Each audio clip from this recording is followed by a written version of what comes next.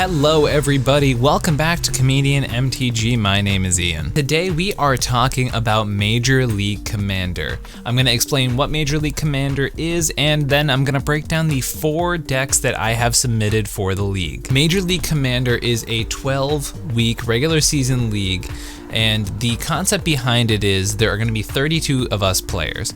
We each draft 4 decks between the cEDH Decklist Database and the Brewer's Corner. Now that draft has already happened, which is why I have my decks for this tournament already ready to go. So we are split up into conferences and also split up into divisions, and these divisions basically say who we're going to be playing more often, things like that. Now what's very interesting about this league is because we are drafting off the DDB and the Brewer's Corner, there is only one version of each archetype. For example, something like Najeela, which may have multiple lists underneath it on the DDB, only counts as one spot. So there's only going to be one Najeela deck in this entire tournament, which definitely changes the meta. If you look at the database as a whole, including the Brewer's Corner, there's actually way more mid-range decks than something like Turbo Ad Nauseam, meaning that the format is actually going to look a little bit differently. If you're going to a normal tournament, you can expect to see multiples of decks. You will definitely expect to see at least 4 or 5 Najeela decks in the average tournament. At the very minimum, there's a ton of Godo decks always flying around, multiple people playing Blue Farm or Rog Silas, things of that nature. So it's going to be very interesting to see the transition from multiple people playing the same decks to suddenly only being a single copy of a deck in the entire tournament. Now that being said, it doesn't mean it's the only time we'd see a partner or commander pair. A lot of the times for things like Tymna Thrasios, there are Tymna Thrasios midrange, Tymna Thrasios Hermit Druid, things of that nature. Sometimes you'll find things like Yuriko has a Turbo Adnaz variant and a mid-range variant.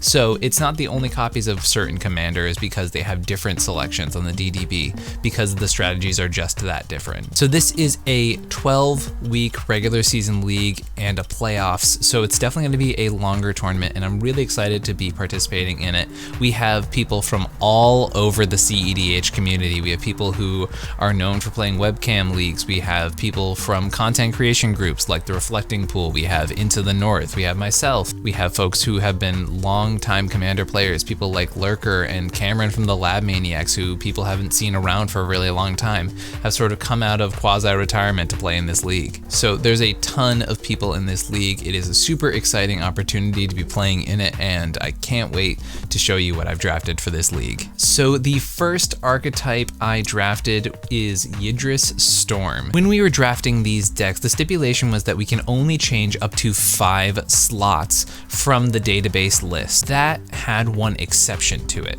and that's if a deck was considered outdated. An outdated deck has to have had no edits to it done within the last 3 months.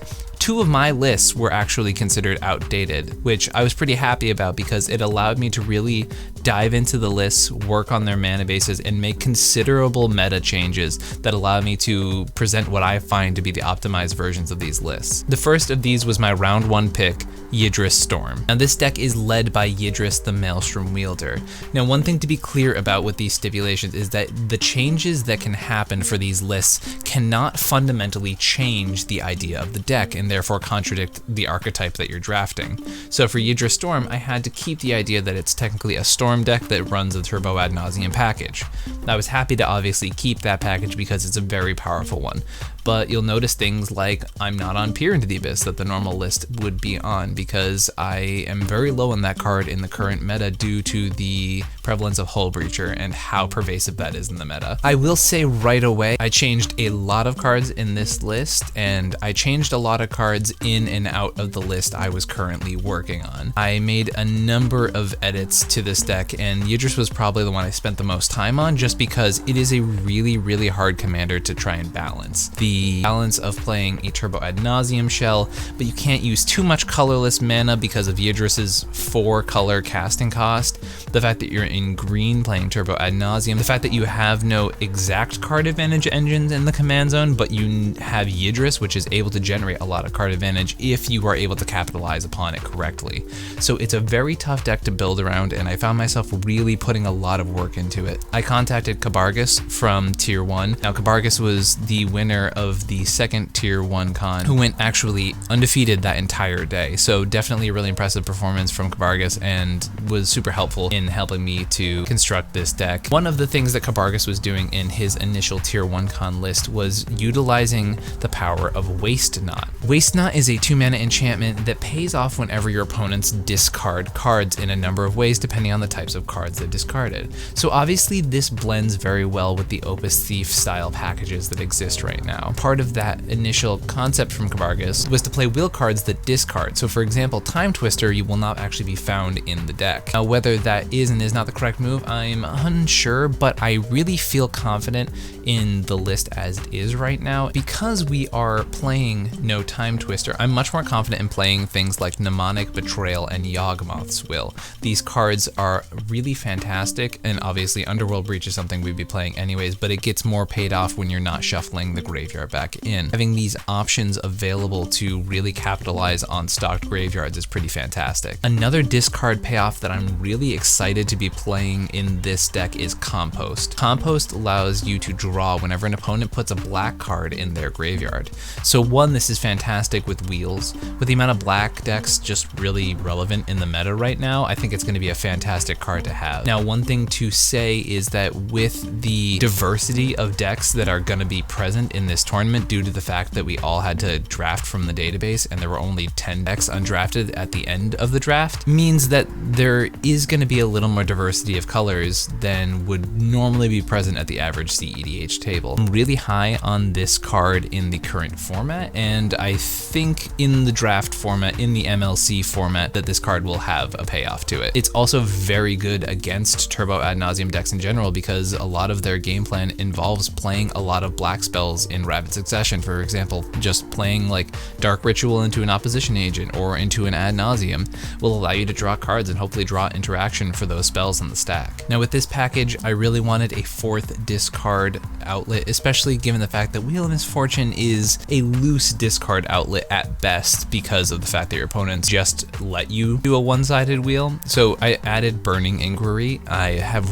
really liked Burning Inquiry, especially paired with Hull Breacher. I've found a lot of scenarios because of how lean Hull Breacher's mana cost is that I'm able to play a Hull Breacher and play a Burning Inquiry in the same turn and have that pay off immediately by generating 9 mana and making your opponents all discard 3 cards. It's a fantastic payoff, and I'm really excited to be playing it here. With this sort of minor wheels package, not the full Opus Thief package, and the fact that I am playing Yidris, I find these strategies actually pretty synergistic. The idea here is that these wheel packages can allow you to generate a bunch of value, and while you're churning through your deck, you're actually doing what Yidris wants you to do, because Yidris allows you to cascade off of every spell.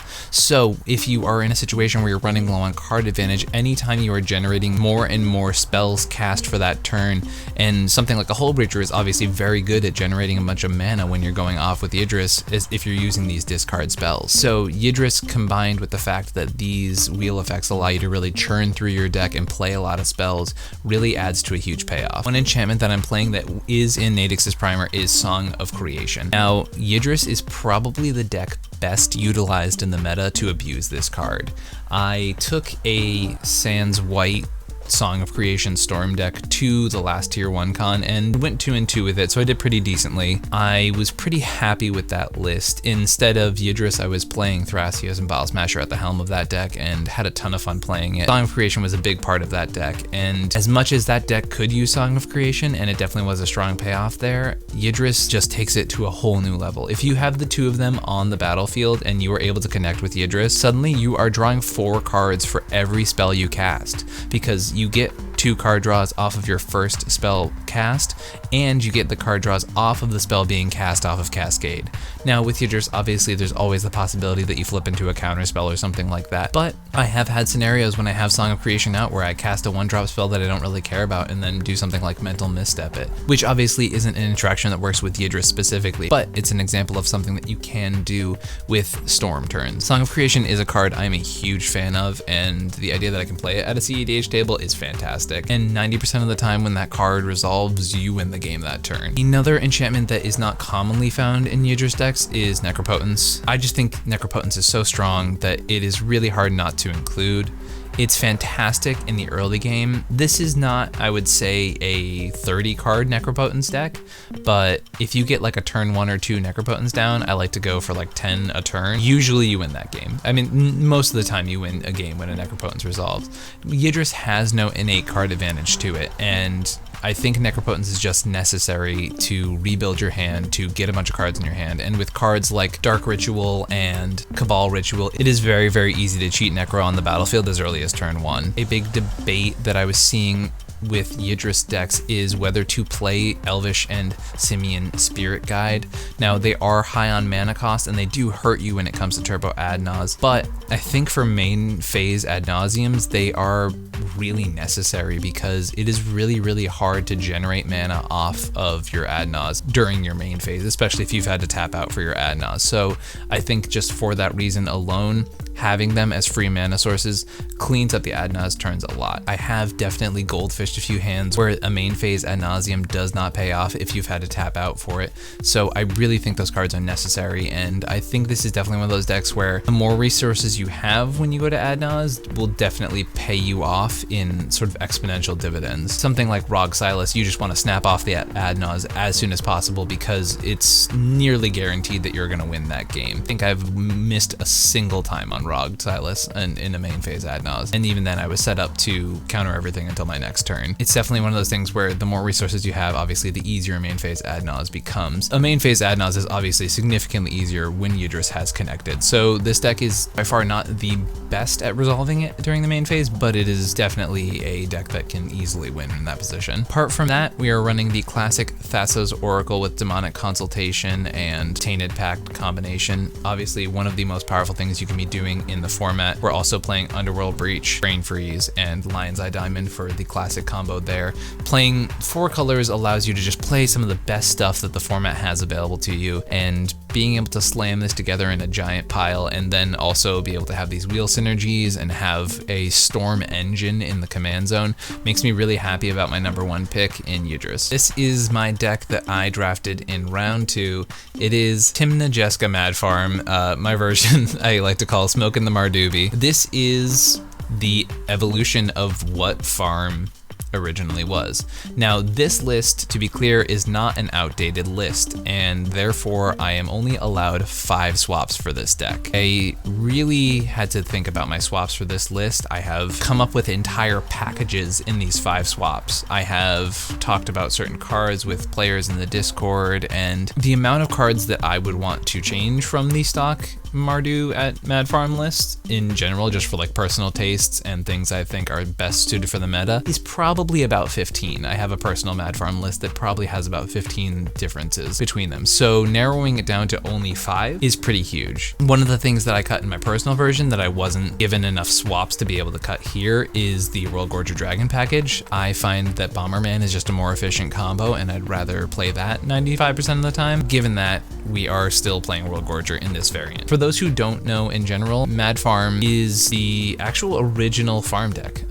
It was originally Tymna and Bruce Tarl, and the idea was that they are two people living on a farm together, while Tymna's sort of like farming value. That sort of definition has been pervasively destroyed throughout the community. There are decks that aren't even playing Tymna called farm decks now, and it is what it is. The idea is to generate a bunch of card advantage with Tymna and then resolve an ad nauseam. But the idea is that just because you are playing a very aggressive ad nauseam strategy doesn't mean you don't have this backup plan, and Tymna really is that backup plan. Now, as of recently, Jeska Thrice Reborn was printed and completely revitalized the deck. The win conditions in the old Mad Farm list were pretty rough, but now Jeska is an infinite red mana outlet and therefore allows for a much more efficient win condition package to be played in the deck. And it's really cleaned up the deck because if you have something like an Entomb and an Animate Dead in your opening hand, you can just win the game that way without having to go through accruing a bunch of value with Tymna and then going for an ad nauseam plan. So let's go over the main win conditions in the deck. There is obviously the World Gorger Dragon plan, which for those who don't know, when you reanimate World Gorger Dragon with an effect like Animate Dead or Necromancy,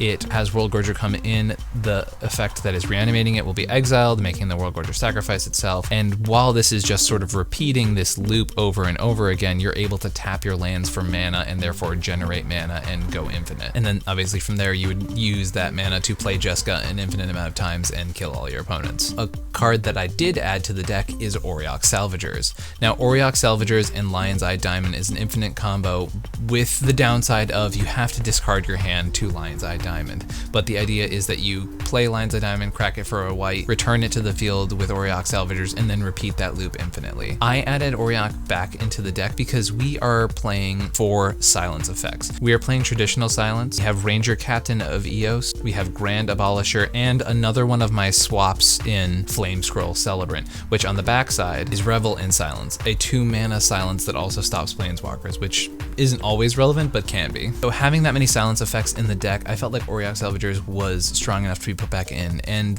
the fact that the combo is actually really resilient to a bunch of hate. It's basically like silence effects and Force of Negation and targeted removal are the things that really stop the combo. Obviously Graveyard Hate can be a nuisance. So with that in mind, I'm really excited to be playing Auriok Salvagers in this deck. It's also a human, which means the fact that Cavern of Souls was included in the mana base already really helps that already go off, because you name human with your Cavern of Souls due to the fact that you have Auriok, you have Ranger Captain, you have Loyal Apprentice, Grand Abolisher, Celebrant, Dark Confidant, and Serra Ascendant. We've gone over 2 of my swaps.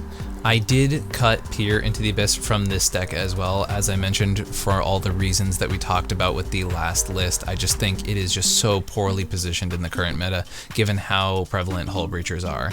So it felt like a necessary card to cut here. The deck is also running a Magda package, where if you have Dockside and Magda, you can go fetch a Cloudstone Curio. And with Cloudstone Curio and any cheap creature, you can make infinite treasures with Dockside pretty easily, as long as the amount of mana generated with Dockside is more than the combined mana cost of the 2 cards. Another one of my swaps is adding in Heliod's Intervention. Rule of Law effects are really hard for Mad Farm to power through, and some Thorn effects can be. So Heliod's Intervention seems really good, given that that's sort of a weakness for this list, and Graveyard Hate also can be really a pain.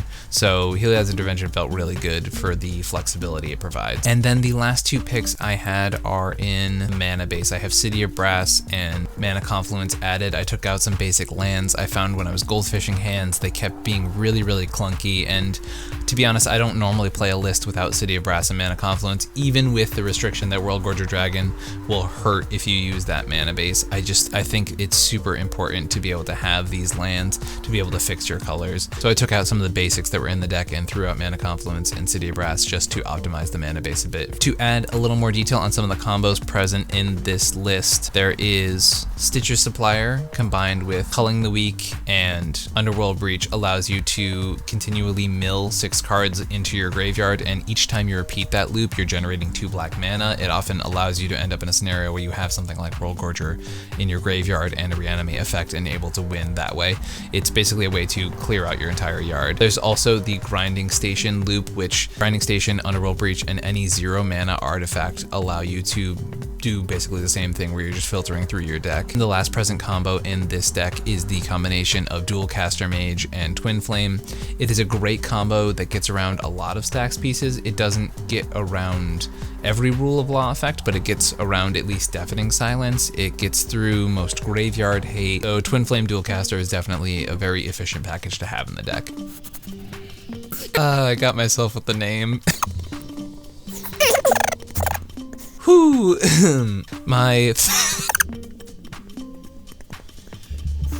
Whew, that took longer than I'd like to admit.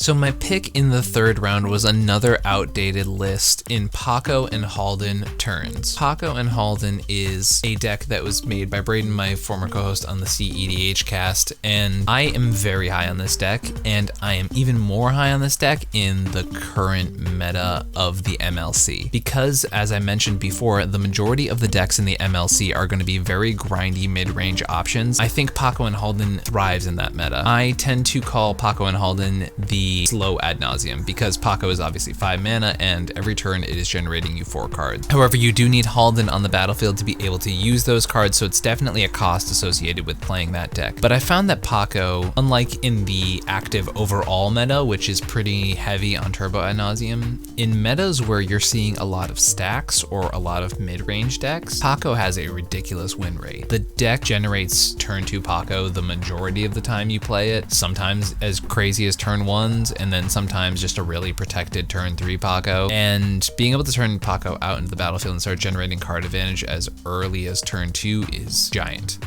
or as early as turn 1 is obviously ridiculous. Obviously, the printing of Jeweled Lotus helped in accelerating Pako out into the battlefield early and just proceeded to be another boon to this deck. The downsides of this deck are obviously cards like Draenith Magistrate, which I have definitely added to the removal suite in the deck to be able to appropriately answer that card. In general, the just amount of raw card advantage that Pako generates, while also simultaneously putting pressure on your opponent's life totals, because for every non-creature revealed when Pako attacks, it gets a +1/+1 counter. I genuinely see Pako average 3 counters every time it attacks. It's just anything that's not a creature, including lands. Creatures aren't a huge part of the cEDH meta unless you're playing something like Winota. So a lot of the time, Pako will get 3 or 4 counters. I made some pretty interesting changes over the standard list.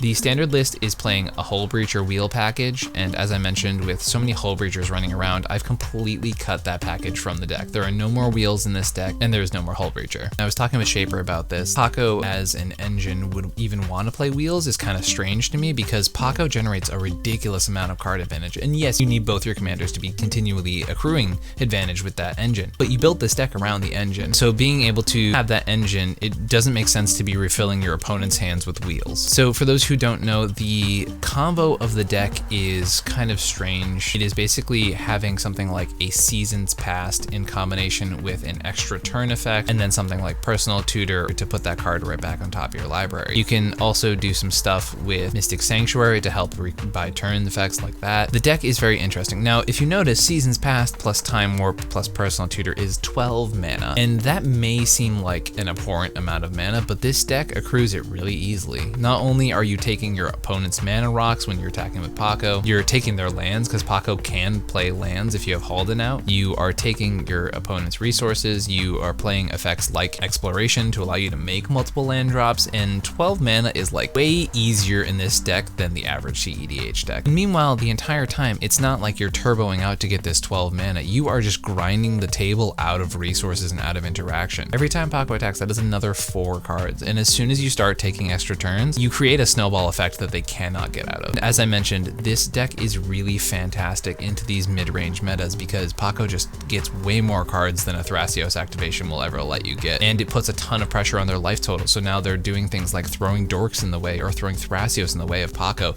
just to be able to stay alive. It's a very strong power to have in these metas. Pako's not casting anything to be able to get these cards. Now, obviously you want to be able to cast the cards you get off of Pako, but it's not like they go away at the end of turn or anything like that. They are just there with fetch counters on them for whenever you recast Haldan. So apart from the wheel package, I did a little bit of optimizing with the interaction suite. I didn't change too much. I just added some things like Misdirection, which is, I think, a fantastic card when you're playing kind of an all-in deck like this, when you have a bunch of blue spells and interaction in your hand. Being able to have Misdirection just available as just another free counter spell because we're playing all the other ones. I also added the brand new Solve the Equation from Strixhaven, which felt really perfect here because this deck uses a lot of instants and sorceries, and it uses those instants and sorceries as win conditions. Another thing I added was Lion's Eye Diamond and Brain Freeze. This is because primer version of this deck list was not running this package. Card quality wise, you don't really need to be running it, but I wanted some way to be able to win without Paco and Halden in the deck. Lion's Eye Diamond is an interesting piece as sort of like a desperation Pako later in the game or in the early turns if you have like a really bad mulligan. And Brain Freeze is not a card I enjoy. It's not a card I'm excited to be playing, but if it means that we can have a commander agnostic combo in the deck, I feel like it's worth it. I also added Infernal Plunge back in the deck. I know it was in like the early versions of this deck. I just think having that turn 1 Pako, and I also had a Tinder wall as well for this reason, just having those turn 1, turn 2 Pakos is super, super important, and I just wanted to add a couple more pieces that can guarantee that happening. Also, to clean up some of the win conditions, I threw in an intuition as well. I think it helps with the fact that we're playing just actual no Pako breach, and the fact that we are playing a number of like turn effects and Mystic Sanctuary. It felt like just a solid include here. I know that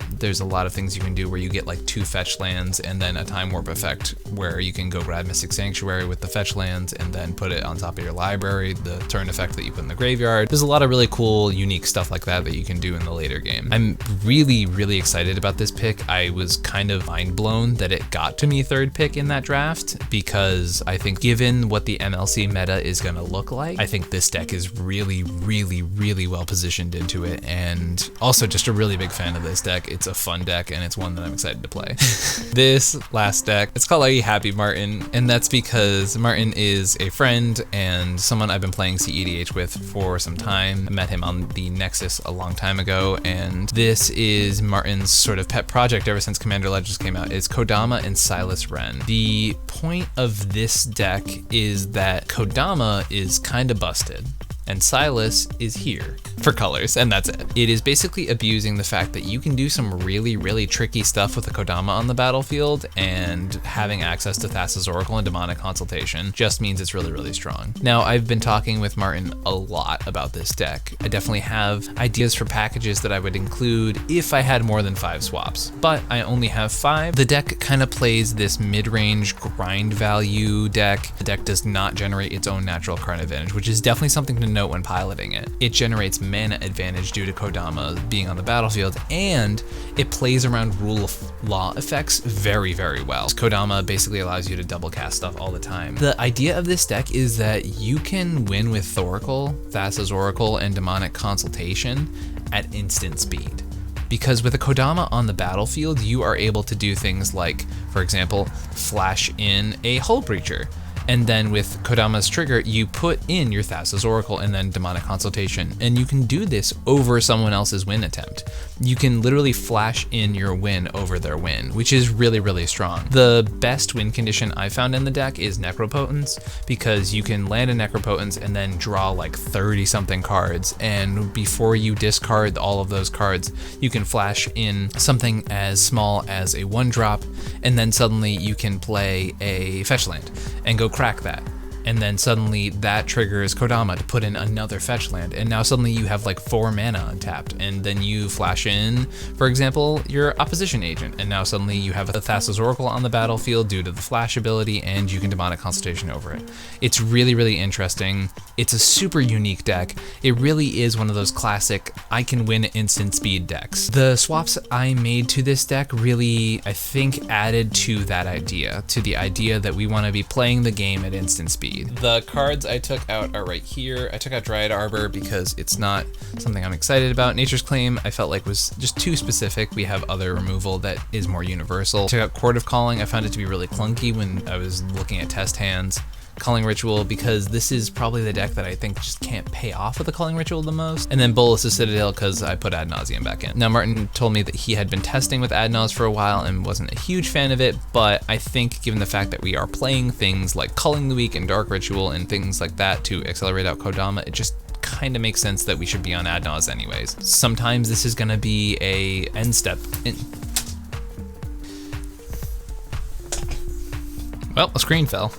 Because of the way the deck is set up, you really should be doing end step ad nauseams as opposed to like a main phase ad nauseam that you would do with a Turbo Nas deck. But in a mid-range deck, I think that's extremely acceptable. Mid-range ad nauseam was an archetype people have been playing for a really, really long time, and I don't think that just because you can't break ad nauseam to its fullest extent, it doesn't mean that the card's not really, really strong in this deck. And the curve on it is really, really low. I think down here it says our average CMC is still 1.24 with ad naus. A lot of my turbo decks are like 1.2. So I really don't think that's that bad at all. One other swap that I put in the deck, and this is sort of a two-part package that I think helps to increase the instant speed wins with this deck, is the inclusion of Survival of the Fittest. Now, Survival of the Fittest is a fantastic card, and a lot of the point of this deck is to be able to get cards that just put Thassa's Oracle into play. And Survival of the Fittest definitely does that, because you can play Survival of the Fittest with Kodama on the battlefield, and while Kodama is triggering on the fact that Survival of the Fittest is being played, you can activate Survival, pitch away another creature you don't need, and then put Thassa's Oracle into your hand, and then it's immediately there, ready to be put in with Kodama's trigger. There's a lot of really interesting stuff you can do with Survival in this deck, and because of that, I also added in Notion Thief into the deck, having Notion Thief, Hull Breacher, and Opposition Agent, one as flash threats, which you can flash in at the end step and trigger Kodama and then go for a win in someone's end step, and two, having a survival package that includes Notion Thief just felt really appropriate. We are playing Windfall and Time Twister in the deck, which is not the most amount of wheels, but I think it's